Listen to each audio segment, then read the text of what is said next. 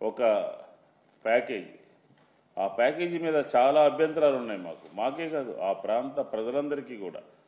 మీరు ఇచ్చినటువంటి 25,000 రూపాయలు 10,000 రూపాయలు దాని ప్యాకేజీని తక్షణమే దాన్ని ఎన్హాన్స్ చేయాల్సినటువంటి అవసరం ఉంటుంది అని చెప్పని కూడా ఈ సందర్భంగా మేము మనం చేస్తూ ఉన్నాం. 50,000 రూపాయలు డిమాండ్ చేస్తూ ఉన్నాం. 50,000 రూపాయలతో పాటు పై అంతస్తులో ఉన్నటువంటి వాళ్ళకి 25,000 రూపాయలు ఇవ్వాలని కోరుతున్నాం.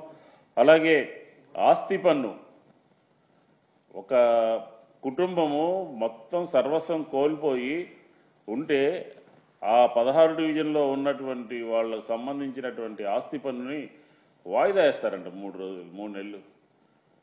మేము రద్దు చేయాలి ఆస్తి పన్నుని అని చెప్పని కోరుతా ఉన్నాం. అలాగే కరెంటు ఛార్జెస్ కూడా మళ్ళీ కట్టించుకునేటటువంటి పరిస్థితి కనపడతా ఉంది.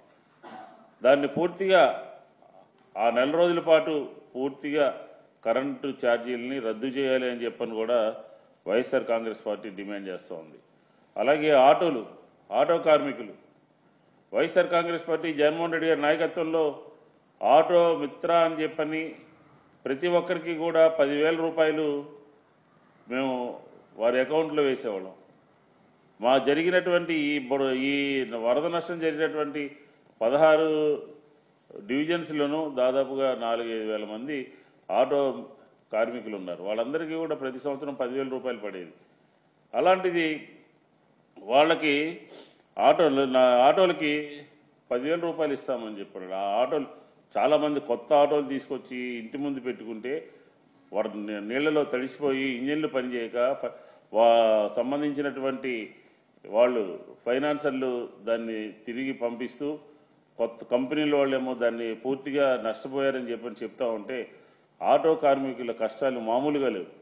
అలాగే ఎక్కడైతే ఆటోలు పూర్తిగా దెబ్బతిన్నాయో, మోటార్లు ఇంజిన్లు చెడిపోయాయో, వాటి స్థానంలో ప్రభుత్వము ఇన్సూరెన్స్ కంపెనీలతో మాట్లాడి ఆటో కంపెనీలతో మాట్లాడి కొత్త ఆటోలు ఇచ్చే విధంగా ప్రయత్నం చేయాలి అని చెప్పని వైఎస్ఆర్ కాంగ్రెస్ పార్టీ డిమాండ్ చేస్తోంది. దీంతోపాటు ఈ ప్యాకేజీ మూలంగా కంటి తుడుపు ప్యాకేజీగా దీన్ని భావించవచ్చు.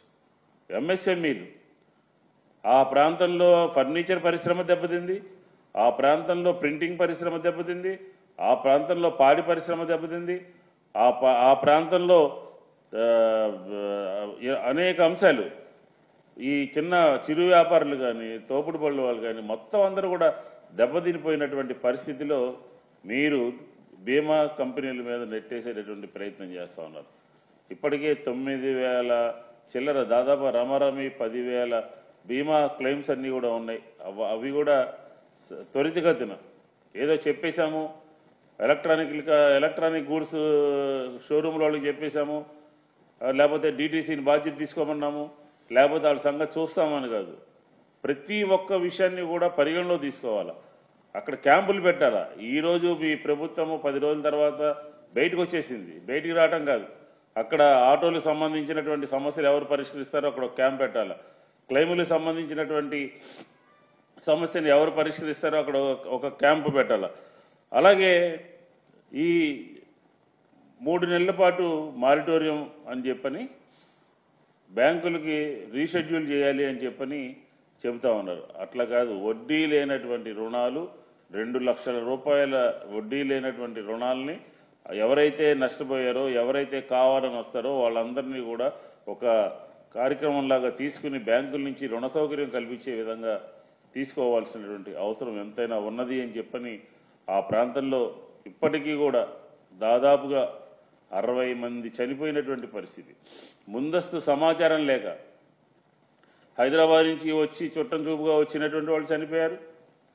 ఆ ప్రాంతంలో కారు తీసుకెళ్లి పక్కన పెడదామని చెప్పని ప్రమాదవశాత్తు చనిపోయినటువంటి వాళ్ళు ఉన్నారు. ఒకచోట తండ్రి కొడుకులు పాల వ్యాపారం చేసేటటువంటి వాళ్ళు తెలియక వరద ఉధృతి ఈ విధంగా ఉంటుందని తెలియక వారు చనిపోయారు. 60 కుటుంబాలు ఆధారాన్ని కోల్పోయినాయి. ఈ ప్రభుత్వం ముందస్తుగా సమాచారం ఇవ్వకపోవటం మూలంగా, ప్రజల్ని అప్రమత్తం చేయకపోవటం మూలంగా, వరద ఇంత ఉధృతంగా వస్తుందని చెప్పకపోవటం మూలంగా ఆ ప్రాంతంలో ఉన్నటువంటి ప్రజలందరూ కూడా ఇప్పటికీ కూడా కష్టాన్ని కళ్ళంబడి నీళ్ల రూపంలో వస్తానే ఉన్నాయి అని చెప్పి ఈ సందర్భంగా చెప్తున్నాం. కాబట్టి మీరు నిన్న ప్రకటించినటువంటి ప్యాకేజీ, ఆ ప్యాకేజీ కంటి తుడుపు చర్యగా ఉంది, నాన్ సీరియస్గా ఉంది, ప్రజల యొక్క కష్టాలు కన్నీళ్లు తుడిచేటటువంటి ప్యాకేజీ కాదు అది. మీరు కేంద్ర ప్రభుత్వంతో మాట్లాడి 7,000 కోట్ల రూపాయలు జరిగినటువంటి నష్టాన్ని 700 కోట్ల రూపాయలతో దాన్ని భర్తీ చేద్దామని చెప్పని అనుకోవటం ఇది సరైనటువంటి విధానం కాదు. మళ్ళీ పైగా గొప్పలు చెప్పుకుంటూ ఎప్పుడు గతంలో కూడా జరగలేదని చెప్పని చెప్తా ఉన్నారు. ఇది కాదు. మేము ఫైనల్గా ఈ ప్యాకేజీ మార్పు చేయాలి. ఈ ప్యాకేజీ ప్రజలకి సంతృప్తిపరిచే విధంగా, ప్రజలకి మేలు చేసే విధంగా, ప్రజలకి ఇబ్బందులు తొలగించే విధంగా ఉండాలి అని చెప్పని డిమాండ్ చేస్తా ఉన్నాం. అలాగే మీరే మాట్లాడారు, అధికారుల నిర్లక్ష్యం వహిస్తున్నారు.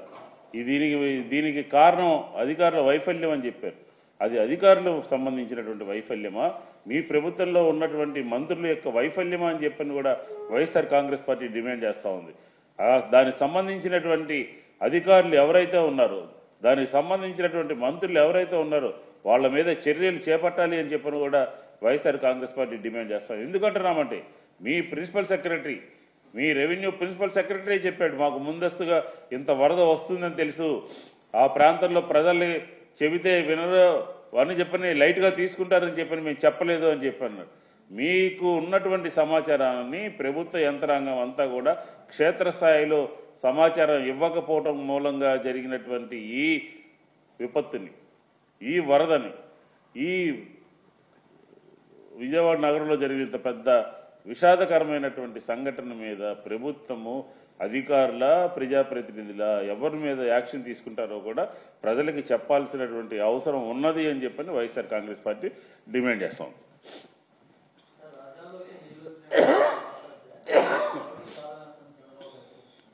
సార్, ఇప్పుడు ఒక విషయం మనం చూడాలి.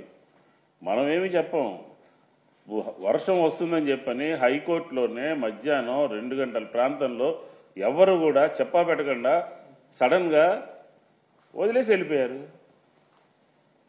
దాన్ని ఏమంటారండి? వర్షం ఉధృతి పెరుగుతుంది, హైయెస్ట్ రెయిన్ఫాల్ కనబడుతూ ఉంది అని చెప్పని వదిలేసి వెళ్ళిపోయారు. కాబట్టి